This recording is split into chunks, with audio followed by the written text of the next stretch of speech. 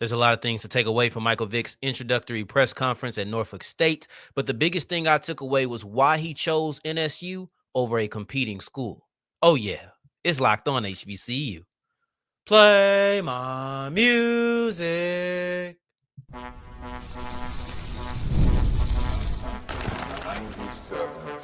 You are Locked On HBCU, your daily podcast covering HBCU sports. Part of the Locked On Podcast Network, your team every day. What's going on, family? Welcome back to another episode of the Locked On HBCU podcast, your number one daily one-stop shop for everything HBCU athletics, Monday through Friday, part of the Locked On Podcast Network, your team every day. And I, of course, am Darrion Gray, a.k.a. the Mouth of the South, Texas Southern alum and former TSU Herald Sports editor and current contributing writer at USA Today's Saints Wire. Thank you for going on this journey with me. Make a Locked On HBCU your first listen of the day every day. And remember, just because the mic cuts off does not mean that the journey is over. Just means it's time to follow me on Twitter at South Exclusives. Starts with an S and ends with an S. Today's episode is brought to you by Game Time. Go to Game Time, download the app, and create an account. Use the code Locked On College, and you will get $20 off your first purchase.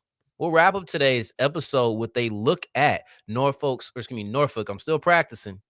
Work with me. Norfolk State's season in review. But before we do that, we're going to take a two-part segment. We're going to look at the introductory press conference from Michael Vick, some of the biggest takeaways in segment 2, but the biggest takeaway in segment 1, and that was the connective tissue of the presser. And that connective tissue to me was community. That connective tissue was why he chose the school, what he's looking for in the school, how he feels like he can impact the school. Everything about Michael Vick's introductory press conference to Norfolk State felt like community. And I'll say this. One thing we knew is that Vick is from the area. He's a local kid. So we knew that community was going to be a big part of this era. So let's not get it twisted. It's not surprising that the Hampton Roads, it's not surprising that Norfolk State, it's not surprising that Michael Vick, and honestly, people who had nothing to do with the university would want to come out and show love. That's not the surprising part. One of the things that I remembered after Vick was announced as the head coach, and I don't mean this press conference, I mean when it was announced it would happen.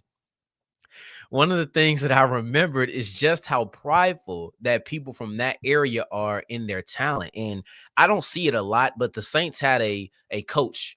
They had Coach Ronald Curry, and he was from that area. There was a funny moment about that with Allen Iverson, but whatever. That's neither here nor there. But there was a history there.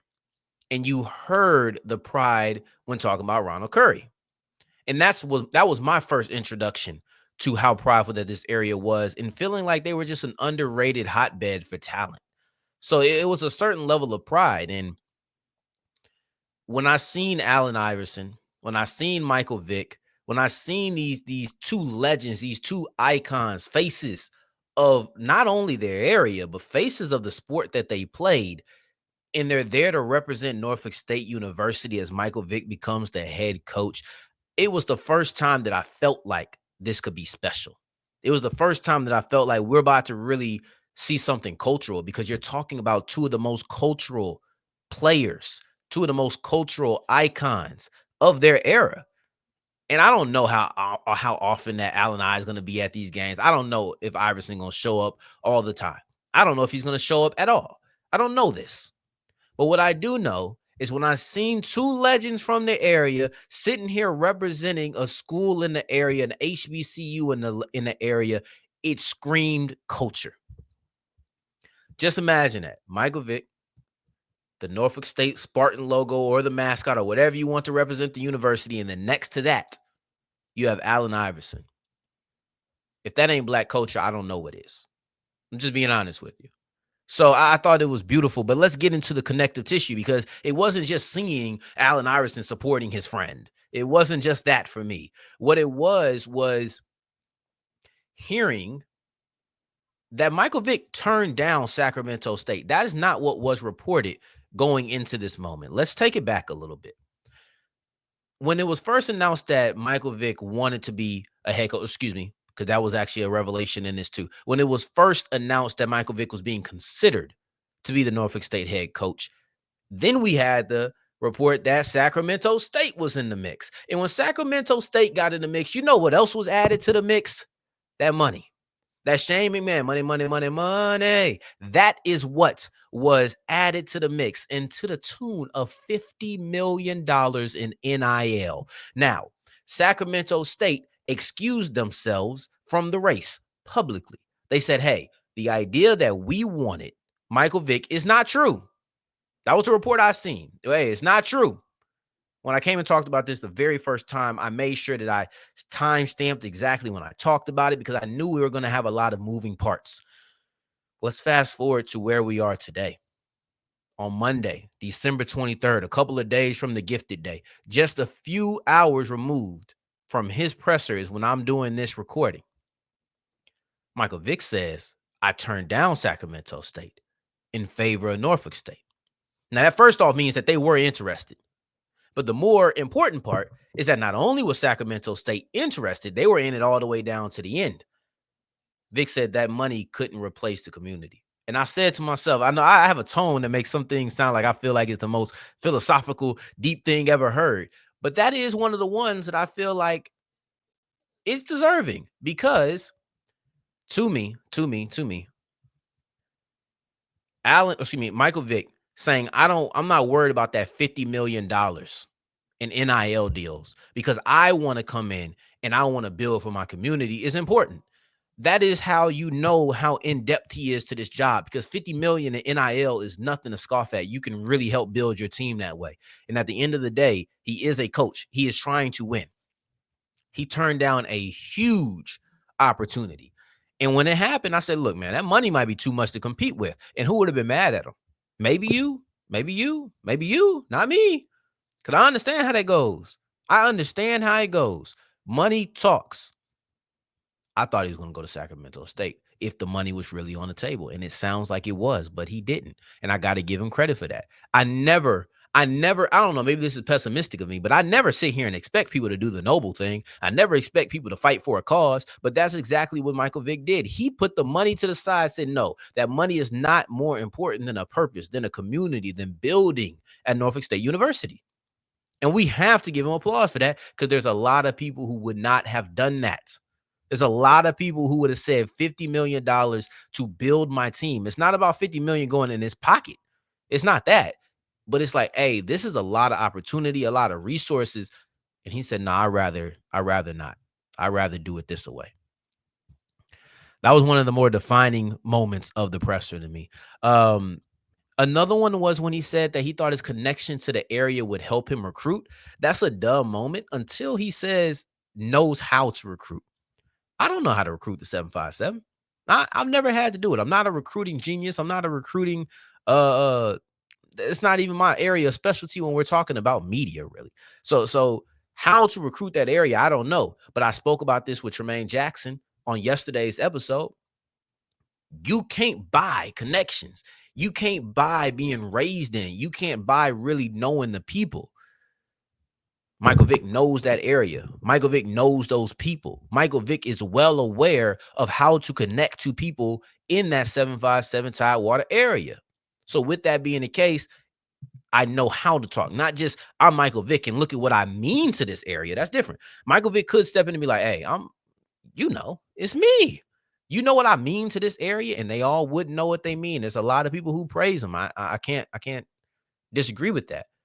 But at the same time, saying I know how to connect, essentially is what he said. He not verbatim, but that's essentially what he's saying. I know how to connect. That's a whole different deal. Then finally, and this was probably the most interesting or second most only to turning down Sac State.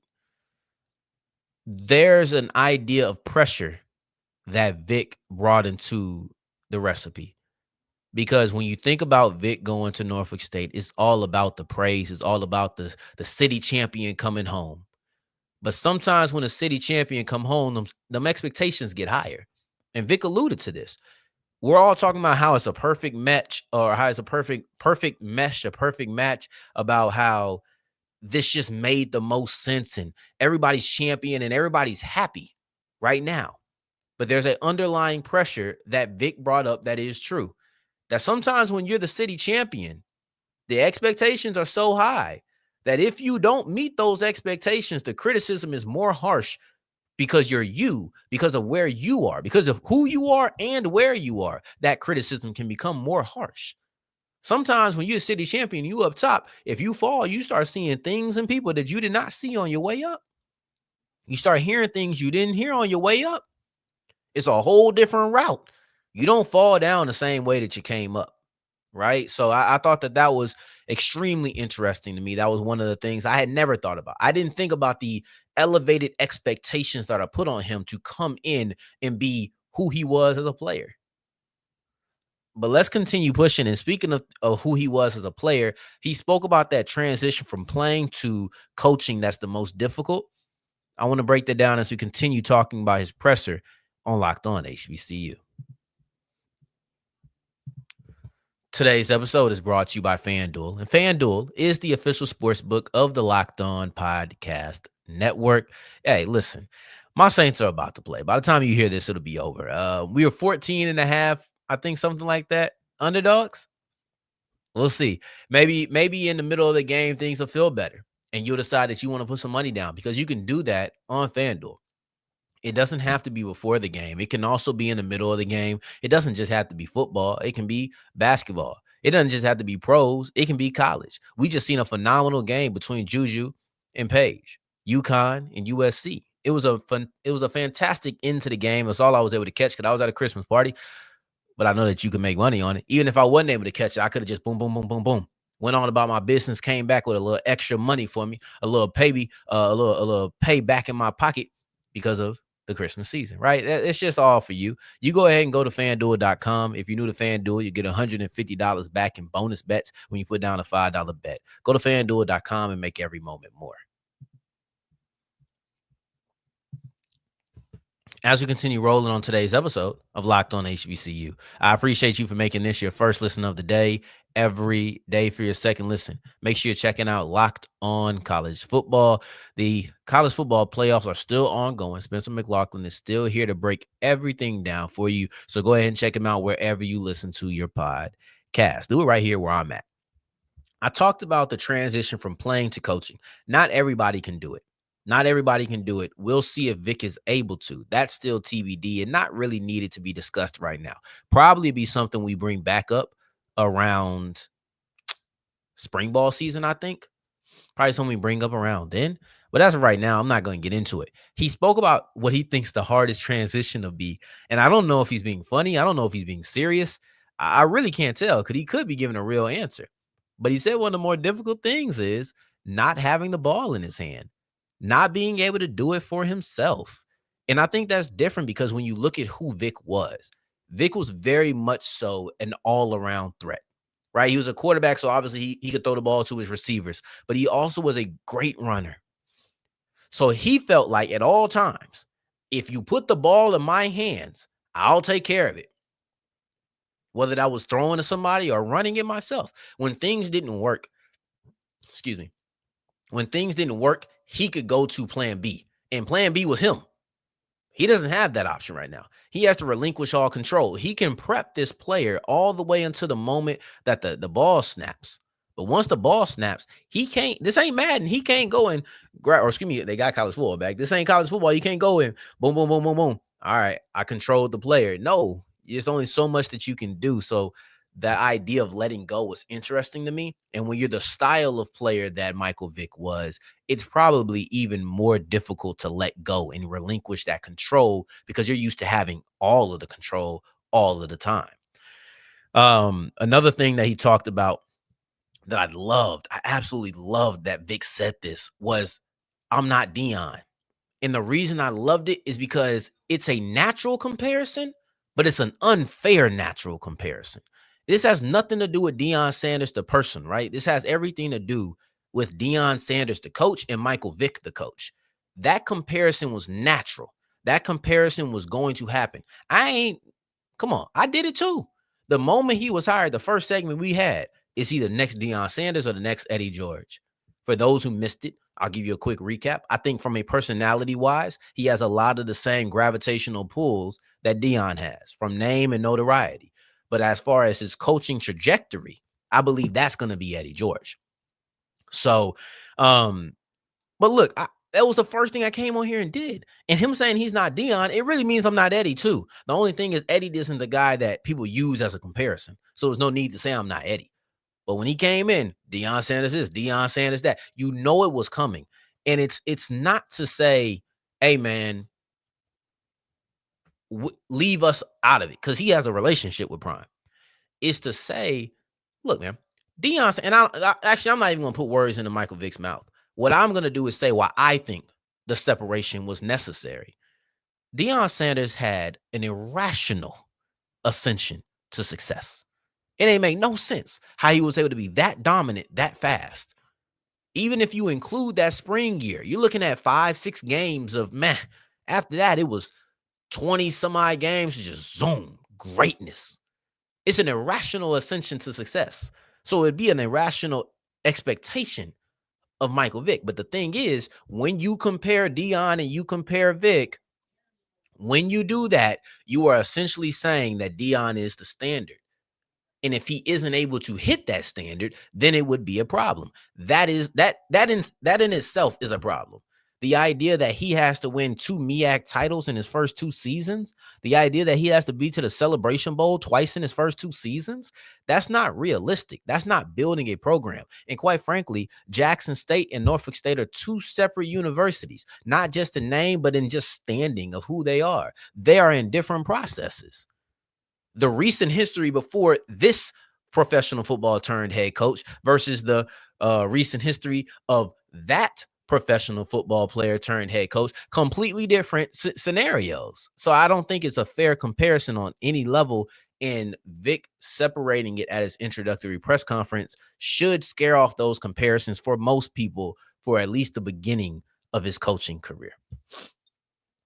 Then lastly, the last thing I'll look at is there's just the interest in coaching and how that aligns. So Vic started talking about wanting to coach, I guess technically a year ago, ironically with Deion Sanders. And I don't know if it was the idea of coaching at an HBCU. I'm not sure I'm not sure how those conversations went directly, but it was an idea of like, I'm thinking about coaching, but it didn't seem serious from how Vic described that conversation.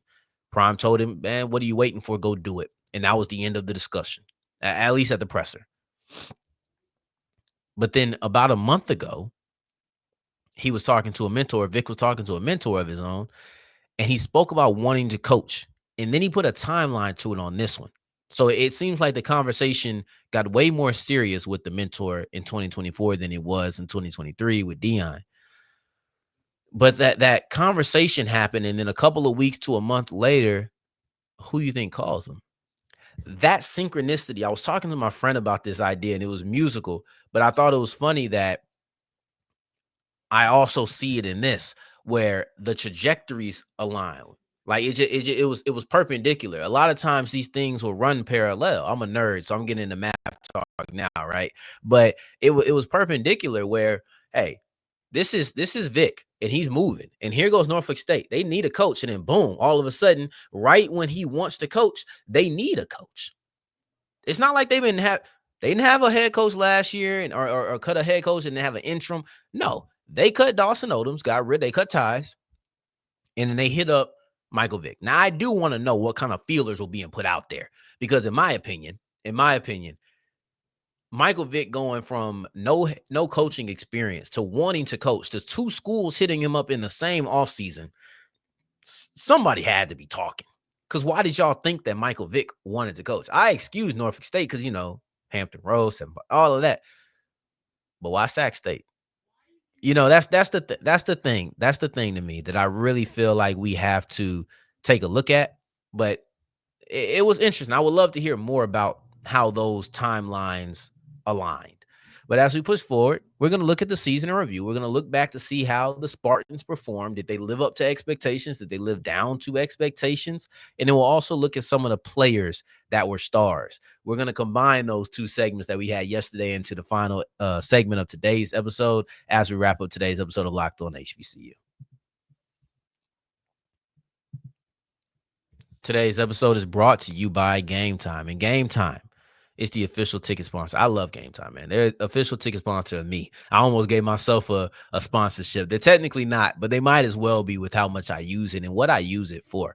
I'm going to Game Time no matter what it is that I got to do. I don't care if I want to go to some event. I don't know if I want to. I don't care if I want to go to some game. I don't care if I want to go to the theater, the ballet, the concert, the game itself. It does not matter. Game Time is where I'm going. I'm opening up this bad boy right here. This phone right here. I got the app downloaded. I'm not gonna show you because I don't want y'all in my phone like that. But I have the app downloaded. I go back and I just look to see sometimes what's happening in my area. The one thing I regret is that I can't go back to being a first time user and getting that $20 off. Because if you were a first time user and you use the code Locked On College, you're going to get $20 off your first purchase. Then you're going to be like me, like, dang, I'm so hooked. I wish I could get that $20 back. But I guess it makes up for it when I look at the flash deals, the zone deals, and honestly, the overall lower prices than everywhere else that I could go. So you go ahead and download the Game Time app. Create an account and use the code Locked On College. You get $20 off your first purchase, and I promise you're gonna have a second and third and fourth and fifth and so on and so on. As we're wrapping up today's episode of Locked On HBCU, I appreciate you for making this your first listen of the day every day, making it all the way to segment 3, and I thank you 2 times for that. Thank you, thank you. We're done with Michael Vick conversation, but I do want to continue talking about the Spartans. I'll say I had low expectations for him in the first place. So I can't say that they lived up or down to the expectations. They were pretty much right where I thought they would be. I put them in that third tier and I had them over Delaware State. So they were pretty much who I thought they would be. I didn't think they'd be championship contenders. I didn't think that they were on the cusp of it. They were who I thought they were, in the words of Denny Green. But the fact that they really hit the expectations on the nail on the head is the reason that we're in a situation we're in now. That's the reason that Dawson Odoms failed. They didn't exceed expectations. They didn't drop below them, but the expectations were low. So is that really a cookie? Like, do you really deserve a cookie for that one? No, you were bad. We expect you to be bad, and you continued it, and you haven't been good for a few years. New coach come in, insert Michael Vick. But I had a few players that I thought were standouts. AJ Richardson, number one, 100 tackles, a 9.5 tackle for a lost season, and then also added 3 sacks into the back end of that. He led that Norfolk State defense in all 3 categories. Nobody had more than 100 sacks. 100 tackles. No one had more than 9.5 tackles for a loss. Nobody had more than 3 sacks. He did everything on that defense, and he was rewarded with an all-MEAC season. You're looking at Devon Allen, Teron Mallory. They paired up for 5 interceptions. I don't feel like I give enough credit to AJ Richardson. No, let me back it up real quick. AJ Richardson, as a sophomore, really as a freshman, but this year he was a sophomore, he has taken so much command of that defense. He is the clear leader of the team to me, from at least on the defensive side of the ball. I know he has more veteran people, but he's the Mike linebacker. He's the guy in the middle of the defense calling the shots. He's the guy who rallies. He's the leader of this defense. Both, I can't prove it off the field as far as just leadership in that capacity, but as far as performance-wise, he's the clear leader on this squad. And I think that he's such a talented linebacker. He's a thumper. He's a really thumper. And we talk about, I don't know how much he weighs. Let's see. But to me, he feels a little bit like a bigger linebacker than what you tend to see on the HBCU level. And it feels like let's see, 245. Yeah, that's what I thought. He's a thumper. He's a 245-pound linebacker. And as we talk about the NFL getting bigger and running the football more, you may see more love for guys like AJ Richardson. 245 pounds. He's a sophomore. I didn't see he entered the portal. I hope I don't call on anybody who entered the portal. But now to Kevon King. He ended up being second team all MEAC, and he had a solid season. He had 4 games with over 100 yards, and the whole offense was running the football. That was their gig. That's what they did. So it made sense to me. But 4 games over 100 yards, 3 more games over 75. This was a really high-level runner. And when I mentioned Irv Mulligan and I mentioned Jamari Taylor, I wasn't trying to say he was equal. I'm not trying to say he's equal. But I did think he was another back that prepared South Carolina State for facing quality running backs and you don't just get mentioned around those guys if you're a scrub. You don't. So I did want to mention him again because he was a star of the show too. Quarterback wise, Jalen Daniels. Interesting. No Otto Coons. Even when Daniels missed time, there was no Coons to be seen. There is, or there should be, I should say, not was, is. There should be an effort to keep Jalen Daniels on his team next year. I would still go out to try to find a quarterback, but I would try to find a quarterback battle. The reason I say this, and some people may scoff at it, some people may think it's ridiculous, but to me, Jalen Daniels wasn't given a lot of opportunities. I want to see him with more responsibility because he showed me a little bit, but maybe with more on his plate, he doesn't show me as much. But I would go find a quarterback and try to keep Jalen Daniels in the room so that we can have a quarterback competition during the spring and the fall, because I just want to know, what can Jalen Daniels be with Michael Vick as the coach, and what can Jalen Daniels be with more on his plate responsibility-wise, more free range. We don't know, but we shall see. Tomorrow, we will have a Christmas episode. I'm going to come in my little pale sweater and do it up.